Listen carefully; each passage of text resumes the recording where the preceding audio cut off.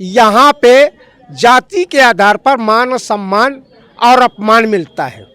जो अपने को श्रेष्ठ जातियाँ कहलाती हैं, उच्च जातियाँ कहलाती हैं, उनको वो छोटा सा भी कोई मतलब रचनात्मक कार्य कर लें तो उनकी वीर गाथाओं के, उनकी शौर्य गाथाओं को, उनकी बुलंदियों को पूरे भारत में उनका प्रचार प्रसार किया जाता है। आज भी ये जाति व्यवस्था के तहत हमारे समाज के जो शोषित वंचित समाज के, जिन्हें दलित समाज कहा जाता है, उनके साथ दुर्व्यवहार किया जाता, उनकी प्रतिभाओं को दबाया जाता, उन्हें निखारने की जगह उन्हें या उनका उत्साहवर्धन की जगह उन्हें हतोत्साहित किया जाता कि वो अंग्रेजों के सम्मान के लिए लड़े या भारत को गुलाम बनाने के लिए नहीं, अपनी आज़ादी के लिए वो लड़े, अपने मान सम्मान, अपने हक हुकूक के लिए लड़े।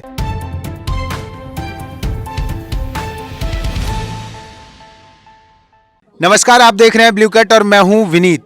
मैं फिलहाल लखनऊ में हूं, जहां BSSMM के द्वारा 500 वीर महार सैनिकों की वीरगाथा पर एक कार्यक्रम है, शौर्य दिवस पर एक कार्यक्रम है, जहां हमारे साथ बौद्धाचार्य भंगीराज तिलक जी मौजूद हैं। हम इनसे बात करेंगे कि आज 1 जनवरी को आयोजित इस कार्यक्रम में क्या क्या हुआ और ऐसे कार्यक्रमों की आवश्यकता क्यों है।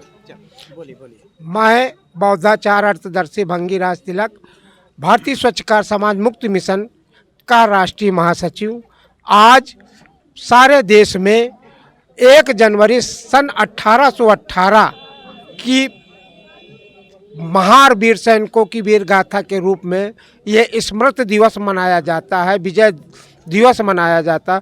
उस उपलक्ष्य में मैं उत्तर प्रदेश के राज्य मुख्यालय लखनऊ में उपस्थित हुआ हूँ और इस कार्यक्रम के आयोजक BSSMM के राष्ट्रीय अध्यक्ष श्रद्धेय RC वाल्मीकि जी के संयोजन में ये कार्यक्रम और शौर्य दिवस समारोह का उत्सव संपूर्ण भारत में मनाया जा रहा है। और इस शौर्य दिवस के उपलक्ष्य में महार, मांग, मेहतर, भंगी, वाल्मीकि, सुदर्शन नाम से जानी जाने वाली जातियों की शौर्य गाथा और उनके पूर्वजों का इतिहास बताने का काम BSSM संगठन पूरे भारत में कर रहा है। उस घटना के बारे में छोटा सा आप बता सकते हैं, कुछ शॉर्ट फॉर्म में? बिल्कुल जी।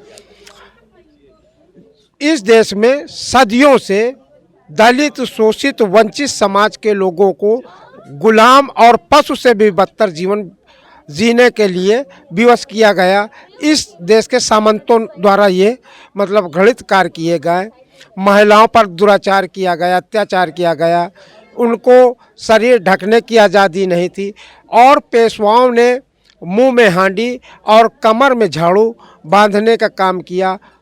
जब ईस्ट इंडिया कंपनी, जो इंग्लैंड की कंपनी थी, अंग्रेज व्यापारियों की कंपनी थी, वो जब भारत आई तो इस देश के शोषित वंचित समाज के लोग, जिन्हें अस्पृश्य समझा जाता था, अछूत समझा जाता था, जिन्हें कोई नहीं छूता था, उन लोगों की सेना बनाया और उन लोगों को सेना में भर्ती करके इस देश के जो छोटे छोटे राज्य थे, जो दलितों शोषितों पर जुल्म और ज्यादती करते थे, उसी में पेशवाओं का भी शासन था। जो उस समय जब भीमा कोरेगांव का युद्ध लड़ा गया तो पेशवा बाजीराव द्वितीय का शासन महाराष्ट्र में चल रहा था। भीमा कोरेगांव में जब ईस्ट इंडिया कंपनी ने पेशवा पर आक्रमण किया तो 500 महार वीर सैनिकों की जो सैन्य टुकड़ी थी वो 28,000 पेशवाओं की सेना से भीमा कोरेगांव स्थल पर युद्ध किए, जिसमें 500 महारों ने 28,000 की पेशवाई सेना को पराजित करके मतलब कि अपने अपमान का बदला लिया। इसलिए इस देश के इतिहासकारों ने तो महार रेजिमेंट के नायकों को, सैनिकों को कहा कि वो अंग्रेज के मददगार रहे, लेकिन हकीकत बात है जो सदियों से गुलाम बनाए गए बदतर लोग रहे, जिन्हें पशुवत व्यवस्था पे जीने के लिए मजबूर किया गया था, उन्होंने अपने मान सम्मान की लड़ाई के लिए अंग्रेजों के साथ मिलकर युद्ध किया और 28,000 पेशवाई सेना को पराजित किया। ये इसका इतिहास है। ये जो आपने शानदार और वीरता भरा इतिहास बताया, मैं इसी इतिहास से जुड़ा एक सवाल पूछना चाहता हूँ। आपने पता नहीं सुना कि नहीं, मैं आपको एक घटना बता रहा हूँ हरियाणा की। वहाँ एक युवक युवक क्या कहिए, लगभग अधेड़ उम्र का व्यक्ति, 53 साल का व्यक्ति कुकूराम, जो कि पहले सफाई कर्मचारी था और बाद में बॉडी बिल्डर बना और 53 साल की उम्र में भारत के लिए गोल्ड मेडल जीत के लाया। और एयरपोर्ट से वो व्यक्ति अपना मेडल लेके अपने घर तक अकेले गया और अभी तक 1 हफ्ते से ज़्यादा बीत चुका है, उसे देश वापस आए, कोई सम्मान नहीं मिला।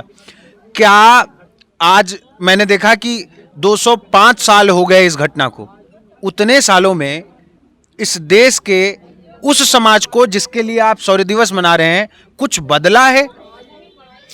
ये भारत हकीकत बात है, जाति प्रधान देश है। यहाँ पे जाति के आधार पर मान सम्मान और अपमान मिलता है। आज जो अपने को श्रेष्ठ जातियाँ कहलाती हैं, उच्च जातियाँ कहलाती हैं, उनको वो छोटा सा भी कोई मतलब रचनात्मक कार्य कर लें तो उनकी वीर गाथाओं के, उनकी शौर्य गाथाओं को, उनकी बुलंदियों को पूरे भारत में उनका प्रचार प्रसार किया जाता है। किंतु जब वही बहादुरी का काम या कोई खेल प्रतिभा में अपने कोई मतलब अपने जौहर दिखाया या सेना में दिखाया तो उनका इतिहास नहीं बताया जाता और ना ही इस देश के मीडिया उनका प्रचार प्रसार करती है और ना ही देश की आम जनता उनको सम्मान के लायक समझती है। आपने कुकूराम का इतिहास जो हरियाणा में बताया, ऐसे तमाम लोग रहे। पीटी उषा को आप देख लीजिएगा, अभी एक और उनके बाद एक धाविका बनी जो 7 मेडल गोल्ड मेडल जीता ओलंपिक में, उनका भी कोई इतिहास में नहीं नाम आया। अन्ना हिमा दास को नहीं मतलब वो सम्मान जो जिस सम्मान के हकदार होना चाहिए इस देश का न शासन न सत्ता के लोग और न ही समाज के लोग उन्हें नहीं सम्मानित करते हैं। मतलब आज भी हम आज़ाद नहीं हैं। आज भी ये जाति व्यवस्था के तहत हमारे समाज के जो शोषित वंचित समाज के, जिन्हें दलित समाज कहा जाता है, उनके साथ दुर्व्यवहार किया जाता, उनकी प्रतिभाओं को दबाया जाता, उन्हें निखारने की जगह उन्हें या उनका उत्साहवर्धन की जगह उन्हें हतोत्साहित किया जाता। ये समाज की मनवादी व्यवस्था है और इस व्यवस्था के का ही नतीजा रहा है कि जो भीमा कोरेगांव में 500 महारों ने युद्ध लड़ा था पेशवाई सेना के खिलाफ, वो उसी का प्रतिफल था। और अगर ये जाति व्यवस्था में मान सम्मान और अपमान की जो ये सामाजिक व्यवस्थाएं हैं, इसको व्यवस्था पर अगर वास्तव में इस समाज का प्रबुद्ध वर्ग या समाज का सामंत वर्ग नहीं चेता तो हो सकता है कि आने वाले समय में इसी शोषित वंचित समाज के लोग पुनः भीमा कोरेगांव का युद्ध जैसे मान सम्मान की लड़ाई स्वयं भी लड़ सकते हैं। हाँ, उसका तरीका बदल जाएगा। जैसा कुकूराम ने लड़ा, उन्होंने भी एक युद्ध लड़ा, गोल्ड मेडल जीते और 53 साल की उम्र में बॉडी बिल्डिंग चैंपियनशिप जीतना आसान काम नहीं होता है। और जीत के आने के बाद देश में जिस तरीके से उनको अपमान मिला, मैं ये कहूँ कि जिस तरीके से भीमा कोरेगांव के योद्धाओं को भुला दिया गया, बिसरा दिया गया मनवादियों द्वारा, उनके इतिहास को छुपाया गया, कुछ उसी तरीके का काम आज फिर भारत में, वर्तमान भारत में हो रहा है। हकीकत बात तो ये है कि इस देश में जो इतिहास लिखा गया, यहाँ आज जो हमको इतिहास पढ़ाया जाता है, इतिहास जो देश में पढ़ाया जाता है, ये जो भी इतिहासकार इतिहास लिखे वो अपने पूर्वजों का इतिहास हमको पढ़ाते हैं, जबकि जो इस देश के वास्तव में इस भारत को बनाने में, भारत को संवारने में, अखंड भारत का निर्माण करने में जो समाज ने काम किया, जो इस देश के मूल्य, उनका इतिहास ही नहीं लिखा गया। और उस इतिहास आज भीमा कोरेगांव के बारे में इतिहास हमारे ख्याल से बहुत 20 साल 50 साल से लोग जानते होंगे। जब बाबा साहब जैसे प्रबुद्ध और विद्वान, प्रकांड विद्वान, संविधान के निर्माता भीमा कोरेगांव का इतिहास बताया लोगों को, तभी धीरे धीरे लोगों ने जाना। नहीं कहीं भी आप बताइए कि किसी भी यूनिवर्सिटी में या किसी भी विद्यालय में क्या भीमा कोरेगांव का इतिहास पढ़ाया जाता है? नहीं पढ़ाया जाता। मात्र इस कारण कि ये लड़ाई इस देश का शोषित, वंचित, दबा कुचला समाज के 500 वीर सैनिकों ने लड़ा। उन्हें कहा गया कि वो अंग्रेजों के सम्मान के लिए लड़े या भारत को गुलाम बनाने के लिए नहीं, अपनी आज़ादी के लिए वो लड़े, अपने मान सम्मान, अपने हक हुकूक के लिए लड़े, जिन्हें तन ढकने की आज़ादी थी। हाँ, ना लोगों के गांव गलियारे में घूमने की आ जाती थी, ना किसी के सामने आंख में आंख डालकर बात करने की आ जाती थी। तो ये अपने मान सम्मान की लड़ाई लड़े और इस देश का शोषित वंचित समाज आज जो भीमा कोरेगांव सौर दिवस नववर्ष के पावन बेला पर मना रहा है, यही मतलब कि हमारे वीर पूर्वजों की वीर गाथा का प्रतीक है।